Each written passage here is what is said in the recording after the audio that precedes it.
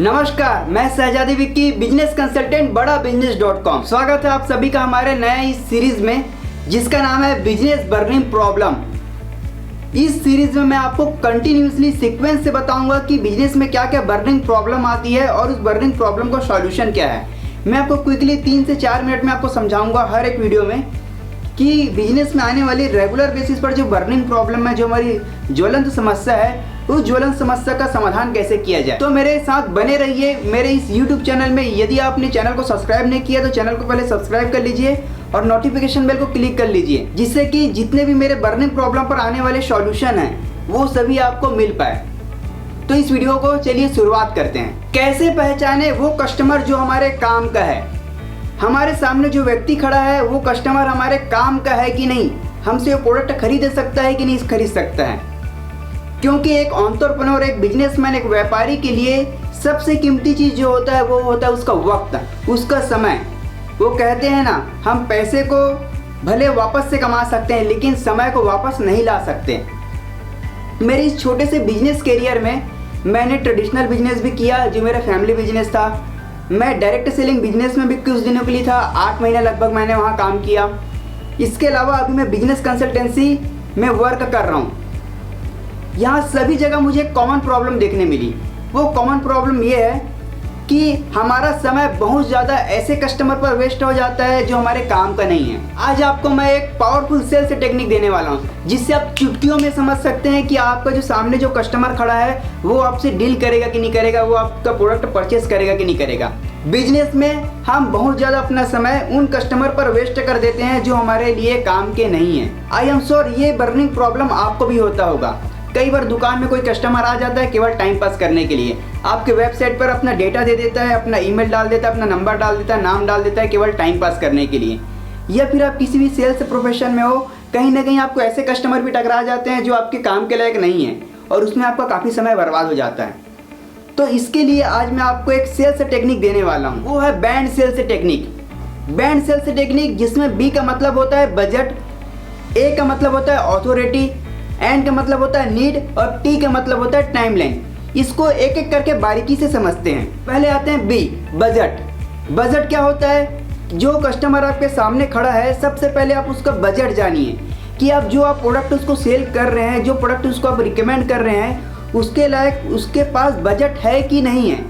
ऐसा तो नहीं है कि आप जो प्रोडक्ट को सेल कर रहे हो उसका प्राइस बहुत ज़्यादा हाई है और जो कस्टमर का इनकम रेंज है वो काफ़ी कम है। आपके प्रोडक्ट का प्राइस बहुत ज़्यादा है और उसका इनकम रेंज यदि कम होगा तो परचेस नहीं करेगा। समझ जाना कि वो कस्टमर मेरे लिए सही नहीं है। जब आपके पास कोई भी कस्टमर चल कर आए तो उसको सबसे पहले ये पूछ ले कि भाई आपके पास क्या बजट है, कितने बजट का आप सामान खरीदना चाह रहे हैं। मान के चलिए कि आप मोबाइल के सेल्समैन हैं तो उनको ये पूछिए कि आप कितने बजट का मोबाइल परचेस करने जा रहे हैं। अगर उनका बजट रहा 10,000 तो आप 10,000 के अंदर उनको रिकमेंड कीजिए। 10,000 के अंदर उसको वैरायटी दिखाइए।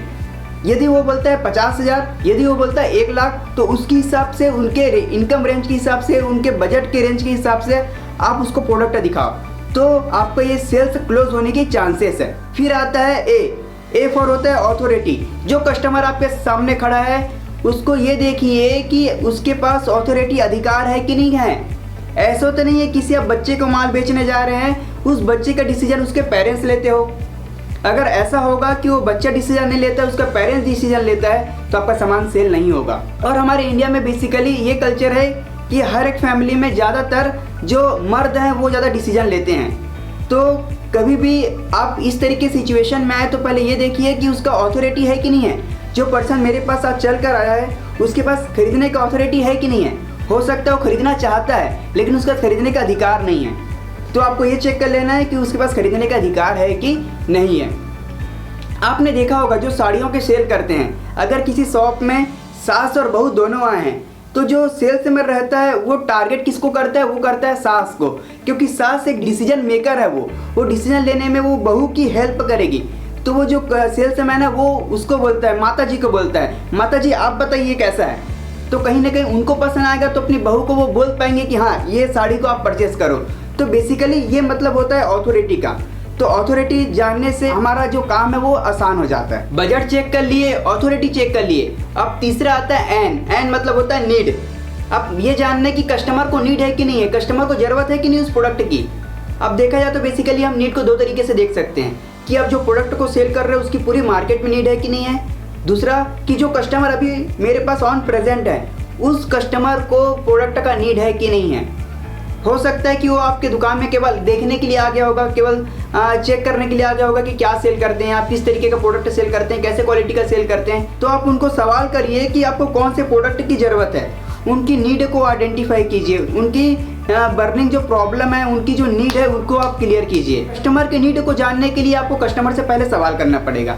जब आप कस्टमर से सवाल करेंगे, प्रॉब्लम आइडेंटिफाई क्वेश्चन करेंगे, तो कहीं ना कहीं आपको उसका प्रॉब्लम का, उसके नीड को आपको पता चल जाएगा। अब उस नीड के हिसाब से जो आपका प्रोडक्ट है उसको सॉल्यूशन के रूप में यदि आप पेश करेंगे तो आपका सेल क्लोज होने की ज़्यादा संभावना है। फिर है टी, टाइमलाइन। जब आप कस्टमर से बात करेंगे तो बातों बातों में ये पहचान लीजिए कि उसका टाइमलाइन क्या है, वो कितने दिनों में माल को परचेस करने वाला है। ऐसा तो नहीं है कि वो कस्टमर आपके शोरूम में आज आया है लेकिन 1 साल बाद माल को लेना चाहता है, आपका सेल होने की संभावना बहुत ज़्यादा कम है। तो इसी कारण बातों बातों में उसको पता कर लीजिए कि आपको 1 हफ्ते में माल की ज़रूरत है, कि आपको 15 दिन में ज़रूरत है, कि 1 महीने में ज़रूरत है, या 2 महीने में ज़रूरत है। इससे ये होगा कि आपको फॉलोअप करने में आसानी होगी। आप उनको 2 महीने में रिमाइंडर दे पाएंगे, 1 महीने में रिमाइंडर दे पाएंगे। इससे होगा ये कि इससे आपका समय बहुत ज़्यादा वेस्ट होने से बच जाएगा। आपको पता चल जाएगा कि आपके क्वालिफाइड कस्टमर कौन है। ये 4 चीज़ों को जानने के बाद आपको समझ में आ जाएगा कि आपका कस्टमर काम का है कि नहीं है, उसके पास बजट है, उसके पास अथॉरिटी है, उसके पास प्रोडक्ट की नीड है और साथ में उसके पास टाइमलाइन है। उसको पता है कि मैं इतने दिन में प्रोडक्ट को परचेस करने वाला हूँ। 4 चीज़ों को अगर आप समझ गए, जान लिए, तो कहीं ना कहीं आपको एक आइडिया मिल जाएगा कि कस्टमर पर मैं ध्यान दूं कि नहीं दूं। फाइनली यदि आपको वीडियो अच्छा लगा हो तो वीडियो को लाइक कीजिए और इस बर्निंग प्रॉब्लम का आपको सॉल्यूशन कैसे लगा ये मुझे कमेंट बॉक्स में कमेंट करके बताइए। आप हमारे चैनल को सब्सक्राइब करके नोटिफिकेशन बेल को क्लिक कर दीजिए क्योंकि हमारे बर्निंग प्रॉब्लम सॉल्यूशन का पहला वीडियो है। इसके बाद आने वाले मैं जितने भी वीडियोस में आपको सीक्वेंसली बताऊंगा कि बिजनेस में क्या बर्निंग प्रॉब्लम आता है और उसका हम कैसे सॉल्यूशन निकाल सकते हैं। इस वीडियो को अंत तक देखने के लिए आपका बहुत बहुत धन्यवाद।